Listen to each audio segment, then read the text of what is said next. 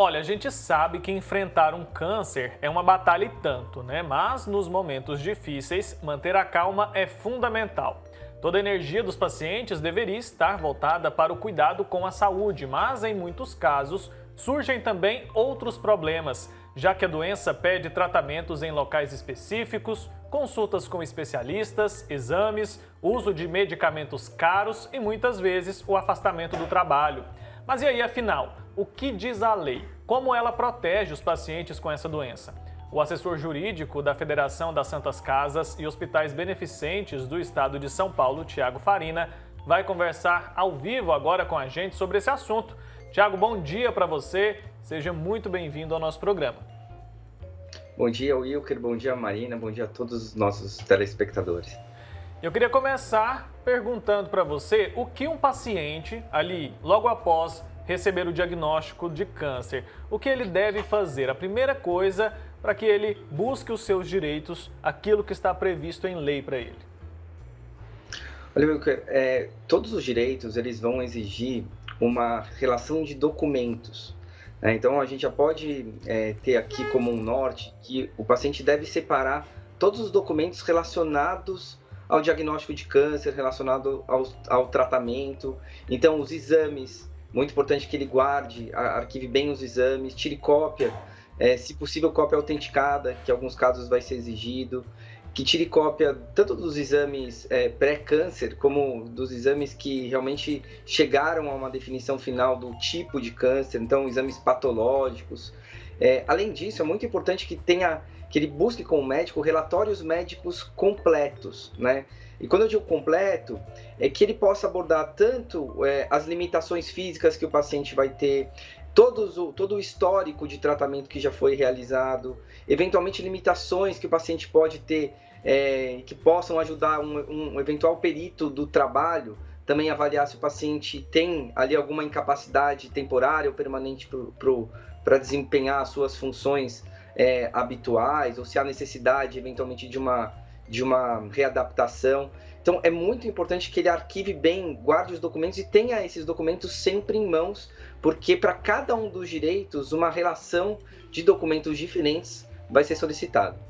Maravilha, Tiago, bom dia. Ótimas dicas aí. Eu gostaria de saber de você se essas dicas elas valem também para as pessoas que têm plano de saúde. O plano de saúde ele pode e deve exigir essa documentação dos pacientes também? Muito importante a sua pergunta. Bom, no caso dos planos de saúde, o paciente, para ter acesso a algum exame ou algum tratamento prescrito, ele vai precisar apresentar essa prescrição para o plano de saúde. Na saúde suplementar, nesse universo dos planos de saúde, existe um rol de coberturas mínimas, né? Então, o que os planos não podem se recusar a cobrir. E para isso, muitas vezes, a cobertura está condicionada a determinada condição da doença, determinado momento da doença. Então, tudo isso precisa estar escrito pelo médico no relatório. Eu sempre digo que o que vai garantir ou não o direito é a qualidade do relatório do médico, né, ou dos documentos, né, no caso, se forem algumas outras questões aí relacionadas a direitos socioeconômicos, mas o relatório do médico, né, os documentos relacionados à prescrição de determinadas terapias é fundamental para que o paciente tenha acesso aos seus direitos. Isso tanto no universo do SUS, como no setor da saúde suplementar, e também quando a gente está falando de direitos socioeconômicos, né? Direitos aí que tem aí a função de tentar dar uma proteção social, uma proteção econômica para o paciente. Tá certo. Pesquisando ali sobre as leis, né, sobre os direitos dos pacientes com câncer, eu li que o SUS, o Sistema Único de Saúde, tem até 60 dias para começar o tratamento ali daquela pessoa. Ela tem o direito de começar o tratamento em até 60 dias. No caso da rede particular, do plano de saúde, por exemplo, existe também uma regra? Existe uma regra e o prazo ainda é menor. Na saúde suplementar, dependendo do procedimento, você tem um prazo específico. Existe, por exemplo, quando é uma questão de urgência, é imediato, não tem prazo para você realizar, você tem que realizar de imediato. Se for um procedimento eletivo de alta complexidade, um eletivo ou um procedimento de alta complexidade, como por exemplo radioterapia, quimioterapia, cirurgias, exceto quando o médico, né, destacar que aquilo é urgente e precisa ser feito antes, o prazo máximo é de 21 dias na saúde suplementar. Então a gente tem aí essa... É até importante começar a fazer essa reflexão se o prazo do SUS está sendo um prazo adequado, se a gente já não tem que rever aí até reduzir esse prazo, porque alguém que recebe um diagnóstico de câncer, esperar 60 dias não é algo trivial. Até 3 vezes mais, né? O paciente do SUS pode esperar, teoricamente, 3 vezes mais do que o da rede particular. Exatamente. É um longo período, né, para quem está com um problema tão grave. Tiago, agora no dia 26 de julho, o presidente Jair Bolsonaro vetou um projeto que facilitaria aí o acesso a remédios orais contra câncer por meio dos planos de saúde. Isso aí dificulta ainda mais a vida dos pacientes que estão aí sofrendo com esse problema? Muito importante sua pergunta, Marina, porque esse fato ele acabou gerando uma confusão de informações. As pessoas acabaram, às vezes, interpretando como se ela tivesse perdido direitos. E é muito importante a gente deixar muito claro que não houve nenhuma perda de direitos. Os direitos que já existiam continuam existindo, né? O que esse projeto de lei que foi vetado pelo presidente, ele pretendia era acelerar ainda mais o processo o acesso do paciente a medicamentos orais, a quimioterapia oral, né? Conhecida como quimioterapia oral, medicamento oral que você usa em casa. Hoje, como que funciona? Hoje você tem uma lista da ANS, o rol da ANS, que traz ali a relação de medicamentos com a respectiva indicação. Então, medicamento A serve para câncer de mama, medicamento B serve para câncer de mama e câncer de pulmão. Estou dando exemplos aqui completamente hipotéticos. E aí, se ele se encaixar nessa lista da ANS, a cobertura é obrigatória. O que esse projeto pretendia era basicamente acabar com a lista da ANS. Né? Então, tudo aquilo que fosse registrado e pudesse ser comercializado no Brasil, e a gente fala o registro na Anvisa, acho que agora com a questão da vacina todo mundo sabe a função da Anvisa para aprovar medicamentos, né, vacinas aqui no Brasil. Então, a partir do momento em que ele passasse a ser registrado na Anvisa, ele seria de cobertura obrigatória. Essa era a intenção. Com o veto desse projeto, continua exatamente como está. Tudo que faz parte do rol da ANS é de cobertura obrigatória. E o porquê desse projeto? Acho que a principal finalidade desse projeto era tentar eliminar um problema que a gente tem verificado, que é a demora na atualização dessa lista. Então, os pacientes podem ficar relativamente tranquilos, porque a lista foi atualizada este ano, né? Ela foi atualizada, se não me engano, em março ou abril. Então, a lista é bastante recente. O grande problema é que essa lista vinha sendo atualizada a cada 2 anos, e dependendo da ocasião em que o medicamento passava a ser registrado na Anvisa, poderia demorar até 3 anos e meio. Então, esse era o grande problema. E o projeto tentava acelerar isso, basicamente só exigindo o registro na Anvisa. Existe uma discussão qual seria a melhor solução para esse problema. Né? Alguns entendem que o ideal seria a incorporação automática, basta ter registro na Anvisa para os planos serem obrigados. O que isso traria de consequência é que, vamos imaginar que a gente tem uma série de tratamentos disponíveis no Brasil, alguns muito mais caros, outros mais baratos. Se você tem um rol, a ANS pode eventualmente fazer um controle de custos. Se você tem 2 tecnologias, ela poderia incluir uma indicação, um momento do cuidado ali que seria o mais indicado. Ela faz uma avaliação um pouco mais refinada da custo-efetividade daquela medicação. Né? Isso pode ter uma consequência no aumento ou na diminuição do plano de saúde, na mensalidade do plano de saúde. Então, não é uma decisão, não é uma questão simples, é uma questão complexa que eventualmente garantir todas as tecnologias, independente de uma análise, se uma entre outra você poderia ter uma redução de custo, pode eventualmente aumentar o valor da mensalidade. Por outro lado, não é admissível a gente ter uma demora tão grande para atualizar essa lista. O paciente que recebe um diagnóstico de câncer, dependendo da data, ele não pode esperar pela atualização do rol. Então, assim, esse problema central do prazo, da demora na atualização, isso ainda precisa ser resolvido, porque a gente ainda tem potencialmente uma demora. Mas os pacientes podem, por enquanto, pelo menos ficar tranquilos, porque a gente teve uma atualização recente. Então, a maioria dos tratamentos inovadores, mais atuais, eles fazem parte da cobertura obrigatória dos planos de saúde.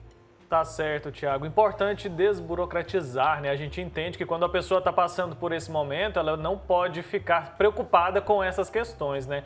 Agora, eu queria que você me corrigisse se eu tivesse errado, mas eu acredito, se eu tiver errado, né? Mas eu acredito que todo mundo que tem câncer, que for diagnosticado com essa doença, tem o direito ali a se tratar pelo SUS, né?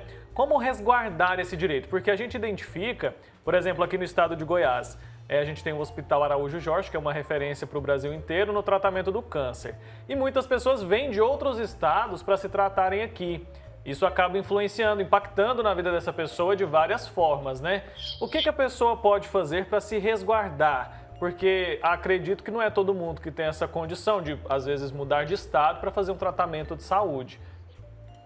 Sim, exatamente. Sim, todas as pessoas têm direito a serem tratadas pelo SUS, inclusive pessoas que possuem planos de saúde, tá? O SUS ele é uma espécie de plano de saúde universal que atende todos os brasileiros, independentemente de qualquer tipo de contribuição. Então, sim, todas as pessoas no Brasil têm direito de utilizarem o SUS e receberem um diagnóstico, um tratamento a partir do diagnóstico de um câncer. Na oncologia, a gente tem unidades que são habilitadas. Como se trata de uma doença complexa, né, o modelo da política pública no Brasil é habilitar hospitais que tenham essa capacidade e esse expertise para poder atender da melhor forma possível os pacientes. Então, você tem regras, o que o hospital deve ter, né, quais são os tipos de serviços, os profissionais, a expertise, tem toda uma regra de funcionamento para poder atender bem a população. A partir do diagnóstico de um câncer, como é que uma pessoa, normalmente, ela entra no SUS? Né? Ela entra numa unidade básica de saúde com algum sinal, sintoma, ou então, vamos imaginar que uma pessoa, uma mulher com 50 anos, ela vai no posto de saúde, existe toda uma rotina, um check-up, que ela deve fazer, entre eles a mamografia periódica. Né? E vamos imaginar que, a partir dessa consulta com o médico no posto de saúde, o paciente receba a indicação para um exame, e ele vai fazer esse exame num centro de maior complexidade em relação a uma unidade básica de saúde, e caso haja alguma alteração nesse exame, ele pode fazer um exame ainda mais complexo, numa unidade ainda mais complexa ainda do que aquela que ele fez o primeiro exame, e caso receba o diagnóstico de um câncer, ele então é referenciado, encaminhado para um centro de altíssima complexidade, que seria então as unidades habilitadas em oncologia. Não existe unidade habilitada em oncologia em todas as cidades do país, as mais de 5.500 cidades do Brasil. E nem é necessário que exista. O que é importante que exista, e isso a gente ainda precisa melhorar, é uma rede. É uma rede de apoio, é uma rede, né, a unidade tem que ser mais próxima da cidade, não necessariamente na cidade, mas dentro de uma região de saúde. E aí é importante que haja toda uma infraestrutura que permita que o paciente possa realizar aquele tratamento, inclusive se locomover até a unidade de uma forma digna. Isso é muito importante, isso ainda falta bastante investimento, né, em formas de transporte para pacientes, em eventualmente estadias para os familiares ou para os próprios pacientes, quem o acompanha. Então isso ainda é uma coisa que a gente precisa melhorar em termos de políticas públicas. Com certeza. Agora, Tiago, em relação aos direitos desses pacientes, né, diagnosticados com câncer, relacionados ao auxílio-doença, né, para esses pacientes que trabalham, quais são os direitos dessas pessoas? Imediatamente ali com o diagnóstico, eles já têm direito a esse auxílio-doença? Como é que funciona? Bom, existe o auxílio-doença, é um benefício previdenciário, né? Ele é devido para aquelas pessoas que contribuem com algum regime previdenciário. Então, aquelas pessoas que contribuem para o INSS ou funcionários públicos que têm os seus próprios regimes previdenciários. Todos que contribuem para esses regimes, eles têm esse direito garantido pela própria Constituição Federal. Um outro benefício é a aposentadoria por invalidez. Esses dois benefícios, auxílio-doença e aposentadoria por invalidez, eles são muito parecidos. A grande diferença, né, ele basicamente significa um salário mensal que a pessoa vai receber enquanto ela está incapacitada para o trabalho. Qual que é a diferença entre os dois? No auxílio-doença, o auxílio-doença ele cabe quando existe uma incapacidade temporária para o trabalho. E a aposentadoria por invalidez, ela tem cabimento quando existe uma incapacidade permanente para o trabalho. Veja que eu falei em incapacidade para o trabalho, eu não falei de diagnóstico de doença. Então, não é o diagnóstico de uma doença, nem mesmo o diagnóstico de câncer, que automaticamente faz com que a pessoa tenha direito a esses benefícios previdenciários, auxílio-doença ou aposentadoria por invalidez. O que vai dizer se a pessoa tem ou não o direito é a incapacidade para o trabalho. Então, nesse caso, baseado nos relatórios médicos, nos exames, o perito ele deve fazer uma avaliação se a atividade desempenhada por aquela pessoa e as limitações que ela está tendo, seja por causa da doença ou pelos efeitos colaterais do tratamento, se a deixam incapacitadas ou não para o trabalho. E se a deixam incapacitadas, verificar se essa incapacidade é temporária ou se ela é permanente. Se for temporária, auxílio-doença. Se for permanente, aposentadoria por invalidez. Está explicado, então. E existe alguma lei que ampare o marido ou a esposa do paciente oncológico ou não? Olha, em matéria previdenciária, não existe para as pessoas que são vinculadas ao INSS. Alguns funcionários públicos possuem estatutos próprios que regem ali a sua atuação e seus benefícios enquanto trabalhadores. E em alguns casos você tem sim a possibilidade do esposo ou da esposa se afastar temporariamente do trabalho na necessidade de cuidar do seu dependente. Né? Aí, talvez alguns prevejam a possibilidade de desconto, outros mantêm o salário com um limite de dias por ano ou por mês. Enfim, isso é preciso ver no Estatuto do Funcionário Público. No INSS isso não existe. Agora, existe no caso do saque do fundo de garantia, fundo de garantia, todo empregado, né, vinculado aí todo seletista vinculado ao INSS, ele recebe, o empregador obrigatoriamente tem que todo mês depositar uma parte do salário num fundo, que é o fundo de garantia, que aquele dinheiro é do empregado. Só que ele só vai poder sacar em determinadas situações, quando ele é mandado embora sem justa causa, para fazer a compra de um imóvel. E existe também na lei o direito daquele trabalhador sacar o seu fundo de garantia quando ele recebe o diagnóstico de um câncer, por exemplo. Né? E esse benefício é estendido também para o titular da conta de fundo de garantia que tem um dependente com diagnóstico de câncer. Então, se o esposo tiver saldo na sua conta de fundo de garantia, a esposa recebeu o diagnóstico de câncer, ele pode sacar para poder fazer frente aí às despesas da família, né? Que nesse caso, quando você recebe um diagnóstico de câncer, normalmente você tem alguns custos adicionais. Então, a ideia desse benefício é justamente poder amparar o trabalhador ou amparar a família daquela pessoa que recebeu o diagnóstico de câncer no momento em que ela vai ter mais despesas, que ela vai ter aí realmente uma necessidade de talvez investir mais na sua saúde. Tiago, agora vamos voltar a falar um pouquinho sobre essa questão do prazo para início do tratamento, que eu acho que deve ser uma angústia muito grande, principalmente quando a pessoa é diagnosticada em um caso avançado de câncer. Tem como ela reduzir essa quantidade de dias, aí, por exemplo, 60 dias? Tem como ela entrar com alguma ação, algum pedido aí para que esse prazo ele seja atendido mais rapidamente, principalmente para um caso de câncer avançado que a gente sabe que não espera? Sim, Marina, a própria lei que trata do direito ao primeiro tratamento do câncer no prazo de 60 dias, e aí eu só abro um parênteses que na minha opinião é uma falha técnica dessa lei, porque ela só fala do primeiro tratamento, ela não dá, se você faz uma quimioterapia e depois precisa fazer uma cirurgia, não tem prazo para essa sequência do tratamento, mas fechando parênteses e voltando para a sua pergunta, existe sim a possibilidade de você exigir a realização do procedimento num prazo menor. A lei diz que 60 dias ou prazo menor, caso o médico justifique. Então, novamente, o relatório de um médico justificando a necessidade de realizar um tratamento num prazo menor do que 60 dias, aí falando especificamente do caso do SUS, teoricamente dá ao paciente o direito de realizar esse tratamento no prazo máximo estabelecido pelo médico. Se o serviço ou se os encaminhamentos do sistema de saúde não derem vazão a esse direito que foi atestado ali pelo médico e chancelado pelo médico, o paciente pode sim buscar a reparação aí dos seus direitos ou a satisfação dos seus direitos no Poder Judiciário. Né? Existe, sim, o Judiciário serve justamente para isso, quando há um direito sendo violado. Tá certo, Tiago Farina, muito obrigado, viu, pelo seu tempo aqui. Acho que é um assunto muito importante que renderia vários minutos além de entrevista, mas o nosso tempo infelizmente acabou. Acredito que a gente conseguiu esclarecer muita coisa para quem está em casa, viu? Muito obrigado e até uma próxima oportunidade. Eu que agradeço, um abraço para você e para todos os nossos espectadores.